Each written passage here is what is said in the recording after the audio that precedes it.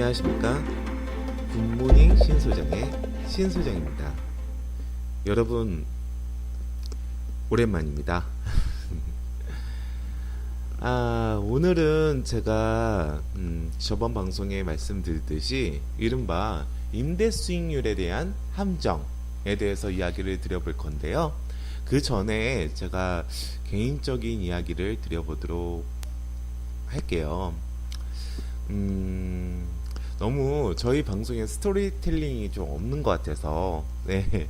그래서 제가 팟캐스트를 왜 시작하게 됐는지에 대해서 간단하게 이야기를 드려보도록 할게요. 예전에 제가 나이가 지금 38이고요. 37이네요. 35 이상 될 때는 나이가 의미가 없어지기 때문에 죄송합니다. 저보다 나이 많으신 분들도 있을 텐데, 여하튼 예전에 저희 세대 때는 알 거예요. 그리고 7080 세대는 알 것 같은데, 크리스찬 슬레이터라는 좀 섹시한 헐리우드 배우가 있었죠. 근데 그 크리스찬 슬레이터의 명작 대표작이었던 볼륨을 높여라 라는 게 그 1990년도에 나왔었는데요. 영화입니다. 볼륨을 높여라. 우리가 MBC인가요? 볼륨을 높여요 라는 방송이 지금 라디오 방송하고 있잖아요. 근데 이게 볼륨을 높여라가 아버지가 사준 라디오로 장난스럽게 방송이 시작이 됐는데 그 파급력이 상당히 커졌다라는 그런 쪽의 내용입니다. 물론 주요한 내용들은 있는데 간단하게 말씀드리면, 제가 거기에 대해서, 이런 매체에 대해서, 방송에 대해서 이때부터 조금은 동경심을, 좀 이렇게 동경감을 가지고 있지 않았나, 그 생각은 한번 해봅니다. 제가 이 영화를 보고 되게 큰 감명을 느꼈고 여운도 느꼈을 거예요. 근데 이 영화를 보고 나서 20년 이상이 지난 지금 이때 제가 부동산 팟캐스트 방송을 하고 있을지, 아니 부동산 중개업이라는 거 자체를 하고 있었을지 상상이라도 했을까요? 저는 컨텐츠를 좀 남겨보려고 합니다. 컨텐츠라는 게 뭐냐면, 예전에 제가 그 게임을 또 좋아한 적이 있어요. 근데 그 게임의 향수를 잘 담은 앵그리 너드라고 미국 사람일 거예요. 미국 사람이 유튜버입니다. 유튜버인데 그 컨텐츠를 상당히 잘 만들었습니다. 근데 그게 앵그리 너드가 인기가 많아졌어요. 예전에 예를 들어 보면 80년대 초반이나 중반 정도에 나왔던 쉽게 말씀드려서 닌텐도 게임을, 닌텐도 플랫폼의 게임기에 게임들을 리뷰를 했었거든요. 근데 물론 미국 사람이라 우리가 제가 겪어보지 못했던 게임도 많았지만, 제가 겪었던 게임은 제가 그때 당시에 느꼈던 그 향수를 충분히 느낄 수 있게 만들어줬더라고요. 그리고 그게 인기가 많아져가지고 영어로도 만들어졌고요. 그 앵그리 너드라는 유튜브로 인해서요. 그리고 게임으로도, 비디오 게임으로도, 물론 PC 플랫폼으로 나왔지만 그걸로도 만들어졌더라고요. 근데 그 영화가 좀 재밌는 영화였습니다. 우리가 그 아타리 쇼크라고 우리가 경제학에 나옵니다. 그 아타리 쇼크가 있었는데, 그게 위너 브라더스사인가요? 그 영화사가 그 아타리 게임기사를 인수를 했죠. 게임 플랫폼사였는데, 근데 그 게임을 만들려고 했었는데 너무 좀 소위 말해서 발컬이라고 하죠. 그 퀄리티가 너무 없게 만들어가지고 그 주식이 엄청나게 폭락을 한 적이 있었습니다. 그 워너 브라더스사까지 주식이 폭락이 됐었죠. 그래서 그게 아타리 쇼크라고 해서 80년대 그 미국 경제를 얘기할 때, 경영을 얘기할 때 경영학에도 곧잘 나오는 현상이었습니다. 그때 아타리사가 만든 게임 중에 하나가 ET라는 게임이었는데, ET라는 게임은 그때 당시 80년도 초반에 그 없던 그 테크놀로지 기술로도 2주, 그러니까 14일 만에 게임을 만든 거예요. 물론 게임 자체를 그렇게 만들었고, 그게 리퍼블리시 하면서 그 발매까지 하는 데는 시간이 많이 걸렸죠. 네. 여하튼 그게 너무 재미가 없다 보니까 크리스마스 시즌을 그 타겟팅으로 해서 만들었었는데, 너무 재미가 없다 보니까 전량 폐기가 됐습니다. 쉽게 말씀드려서. 그래서 한 300만 카피본이 그 라스베이거스의 사막에, 네, 사막에 그 묻혔죠. 네, 게임이 묻혔습니다. 근데 그걸 찾아러 간다는 내용이 바로 그 앵그리 너드의 무비였습니다. 영화판이었고요. 그때 한 그 여주가 이런 얘기를 해요. 이런 식으로 나는 찾으러 갈 거다. 그 아타리 게임 ET를. 그러면 이거는 훌륭한 컨텐츠가 될 수 있다라면서 되게 크게 좋아하시더라고요. 그래서 저도 그 장면을 보고 컨텐츠라는 것 자체를 한번 나도 만들어 볼까. 내 목소리가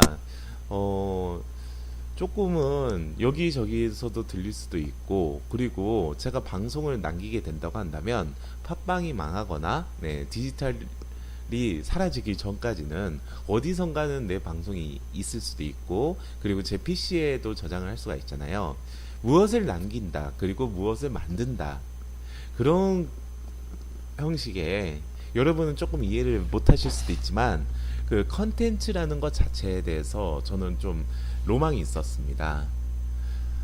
그렇게 하다가 팟캐스트에 관심을 갖게 되고, 그리고 팟캐스트에 어느 저기 그 부동산 전문가분하고 티격태격 싸우게 되다가 현재 김 PD님과 이렇게 연을 맺고 1년에 가까운 시간을 방송을 남기게 됐죠. 지금 저도 처음에 시작할 때는 1년이라는 시간이 이렇게까지도 오래 할 거라는 생각은 못했어요. 네, 못했는데 이게 그 좀 부담감은 없습니다. 좀 여러분께 좀 죄송한 말씀이지만, 제가 그 자료를 막 찾아서, 네, 그것을 또 이렇게 정리를 하면서, 네, 방송을 하는 게 아니라 일반적으로 제가 아는 지식 한도 내에서 그 혼자 뭐 부동산을 조금, 네, 일반인보단 조금 아는, 네, 형님의 형님이라고 하긴 좀 그렇죠. 예. 조금 아는 사람의, 네, 그 떠듬, 네, 그런 것들, 떠벌림, 네, 같은 그런 방송을 했기 때문에 부담 없이 시작할 수가 있었고, 그리고 지금까지 형성이 되지 않았나 그 생각을 합니다. 8분 23초, 24초가 지나갔는데 이제 부동산 이야기 해야겠죠? 네. 갑자기 이야기를 하고 싶었습니다. 제가 왜 컨텐츠라는 걸 남기고 싶어 하고, 그리고 부동산 방송을 어떻게 시작을 하게 됐는지, 네, 그 부분에 대해서 이야기를 하고 싶었습니다.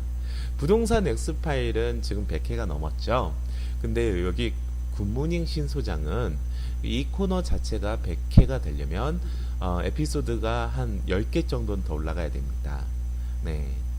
그래서 제가 이게 정확하게 에피소드는 140회가 됐을 때는 제가 부동산에 대한 경험을 어떻게 해왔는지, 그리고 부동산 중개를 포함해서 투자 생활을 어떻게 해왔는지에 대해서 조금은 길게 이야기해 볼 시간을 가져보려고 합니다. 네, 오늘은 여기까지 얘기 드리고요.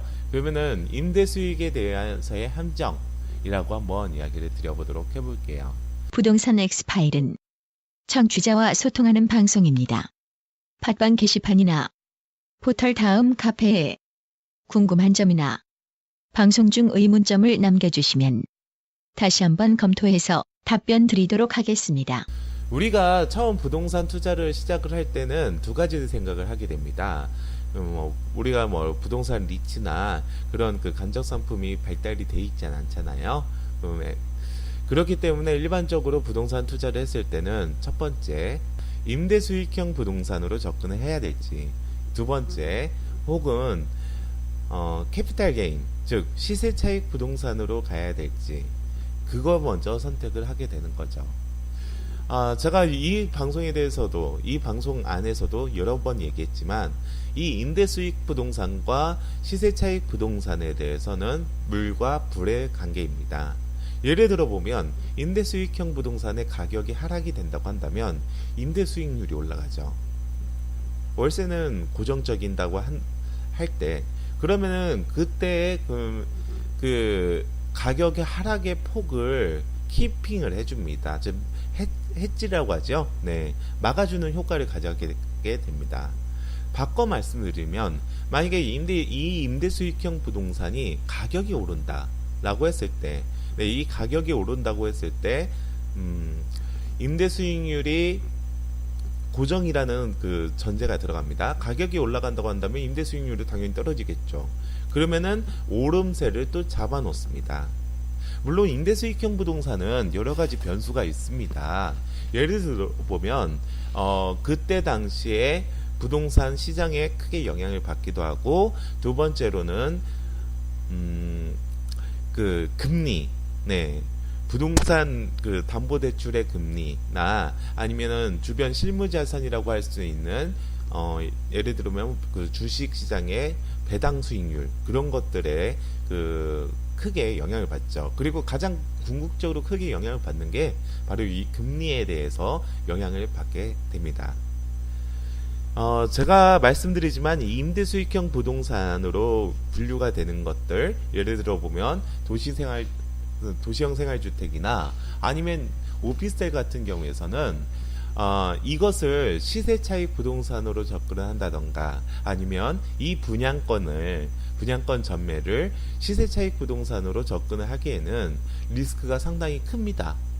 네, 그리고 그 리스크 대비해서의 인컴, 즉 수입은 적어요. 그렇기 때문에 이런 특히 군속 뭐 2억 원 미만대에 이런 오피스텔이나 그리고 도시형 생활주택의 그 분양권 투자는 리스크 대비해서 수익은 적을 수밖에 없고, 그리고 분양권 전매 자체는 투자하는 것이 현명하지 않다라는 이야기를 해봅니다. 제가 그것을 가장 느꼈던 것이, 제가 항상 말씀드리지만 투기가열지구, 지금 서울시의 전 지역에 투기가열지구가 묶였잖아요. 네, 그 투기가열지구가 묶였을 때의 일이었습니다. 그 인천의 송도에 제가 이 방송에 통해서는 제가 한 5번은 얘기했는 것 같은데, 그 송도에 더 프라우라는 오피스텔이 있었는데 거기는 전용률이라는, 네, 그 마법을 써가지고 주변 오피스텔보다 평당가를 한 60% 수준으로 낮췄습니다. 그렇기 때문에 이거를 투자하면, 그리고 그때는 2006년도, 2007년도는 그 가격이 오르는세가 컸던 시절이었기 때문에 이거를 투자를 하게 된다고 한다면 프리미엄이 어마어마할 거다라는 그런 환상을 가지게 되었죠. 그래서 진짜 그때 당시에는 전국민 청약 시대였습니다. 특히 투기가열지구로 묶였기 때문에 이게 그 풍선 효과가 일어난 거거든요. 즉 오피스텔 분양권에 투자가 된 겁니다. 그래서 더 프라우 사태가 일어났습니다. 즉 증거금이 조 단위로 거치게 됐죠. 아마 이게 유일무이할 것 같은데, 이 사태가 일어나자마자 그러면은 그 정치권에서 가만히 있지 않잖아요. 네, 이 가만히 있지 않기 때문에 그 투기가열지구 내 오피스텔에 대해서의 분양권 전매도 금지를 시켰습니다. 근데 항상 말씀드리지만 모든 법률은 입법 예고를 하고 그 좀 시간의 갭을 가지긴 해요. 물론 요번에 정책, 예를 들어 보면 8.2 대책에 대해서는 그 갭을 안 잡았더라고요. 8월 3일이나 8월 달에 그 정책됐던 기산점을 잡았더라고요. 그래서 바로 냉각을 시킬 수 있도록 시장을. 근데 그때 당시에는 입법 예고하고, 그리고 그 전에 또 오피스텔 분양 신청을 했던 것들, 근데 그런 것들은 기득권 인정되는 것들 중에서 투기가열지구이지만 분양권 전매가 안 됐던 마지막 오피스텔이 한 곳이 있었습니다. 네, 그 논현동에 있는 프로지오시티였습니다. 논현지구에 있는. 근데 그 논현지구에 있는 프로지오시티가 프리미엄이 어마어마하게 올라갔습니다. 왜요? 제가 말씀드렸지만 분양권, 아니, 그 투기과열지구 내에서 아파트 분양권을 막으니까 더 프라우 같은 그 사태가 일어났고, 그것을 또 막기 위해서 법률 개정이 들어왔지만 그 법률 개정 전에 마지막으로 분양을 했던 이 분성 효과에 극대화였던 그 논현지구의 네, 그 프로지오시티의 분양권 그 전매 가격이 많이 올랐죠. 근데 문제는 뭐냐면 떨어진 겁니다. 지 시세 따라간 겁니다. 그리고 주변에 제가 말씀드렸죠. 논현지구였습니다. 논현지구였으면 근데 그 논현지구에는 소형 아파트들도 상당히 많았고, 소형 아파트는 임대 수익을 산정을 할 때는 대체제잖아요. 그 일반 오피스텔에. 그렇기 때문에 임대료는 정말 형편이 없었습니다. 그래서 매매가 대비 임대 수익률이 좀 뭐 2%, 3% 무슨 그때 당시에 그 은행 이자보다도 안 나왔던 겁니다. 그래서 그때 당시에 커뮤니티 카페나 그런 데 보면 수익률을 맞추자, 월세를 얼마 이하로 내지 말자, 그러니까 얼마 이하로 임대를 그 부동산에 의뢰하지 말자, 그러니까 월세에 킵을 하자라고 그 여론이 형성됐지만 시장은요 만만치 않았죠. 안 나가고 공실이 되는데, 관리비도 내야 되는데 월세는 떨어질 수밖에 없죠. 시장 가격에 순응을 할 수밖에 없습니다. 유명한 격언이 있죠.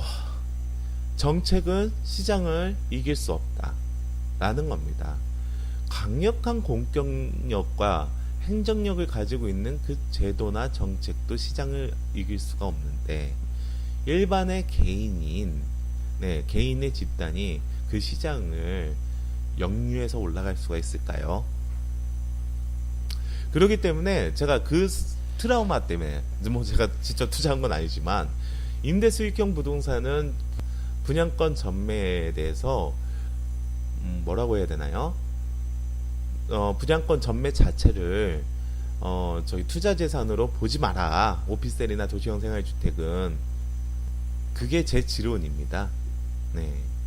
최근에도 그랬어요. 인천 지역의 그 인하대 인근에 있는 오피스텔이나, 그리고 그 도화지구 그 거점을 만들어 가지고 그쪽 주변을 크게 도시개발 사업으로 만들어 놓은 데가 있는데, 그 도화지구 내 그 택지죠, 일종의. 네, 그쪽에 있는 오피스텔들, 그리고 김포에 있었던 아파텔, 네, H 모 아파텔, 네, 거기서도 솔직히 청약은 엄청나게 들어갔고, 그 소위 말해서 세력들이 많이 들어갔지만, 네, 프리미엄은 없었습니다.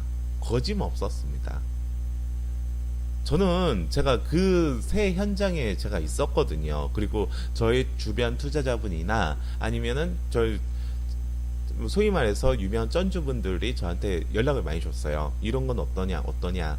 그래서 제가 절대 들어가지 말라고 했습니다. 네, 절대 들어가지 말라고 했는데, 두 분 정도는 그쪽에, 김포 쪽에 투자를 했더라고요. 근데 피가 300만 원이에요. 총 매가가 4억이 넘어가는데. 말이 되냐고요, 그게. 그렇기 때문에, 임대수익형 부동산의 분양권 전매는 조심을 해야 된다라는 겁니다. 물론 제가 생각하는 좀 뭐 예를 들면 지식산업센터, 제가 지금 일을 하고 있죠. 네, 그런 거나 아파트형 공장 쪽은 지금 프리미엄이 많이 붙었습니다. 붙어서 진행을 했죠. 근데 이 프리미엄이 붙었다고 하는 걸 보면은 우리가 그 뜨거운 현장을 보면 되게 뜨겁거든요. 그 분위기나 그런 것들을 보면. 근데 그 분위기가 솔직히 말씀드려서 깊이가 그렇게 깊지가 않았어요. 뭐 아파트처럼 화랑이 되거나 그러진 않았어요. 조금 갭은 줬지만 그 시간은 우리가 일반적으로 아파트 분양권의 그 전매랑 비교를 했을 때는 이 지식산업센터나 아파트용 공장의 분양권의 전매에 대한 피도 그렇게 깊거나 길지가 않았다라는 게 제 생각입니다. 지금까지 굿모닝 신소장이었습니다.